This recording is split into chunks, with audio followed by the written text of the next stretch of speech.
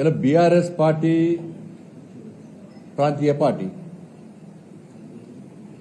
BRS పార్టీని తెలంగాణ రాష్ట్ర ప్రజలు తిరస్కరించారు.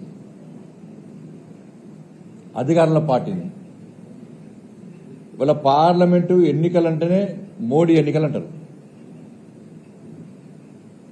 మొన్న ఎన్నికల ప్రచార సందర్భం కూడా చాలా ప్రాంతాల్లో కూడా ఎట్టి పరిస్థితుల్లో పార్లమెంట్లో భారతీయ జనతా పార్టీకి ఓటు వేస్తాము, మోడీ గారిని తిరిగి ప్రధానమంత్రిగా చేస్తామని చెప్పి అన్ని సర్వే సంస్థలు చెప్పినాయి.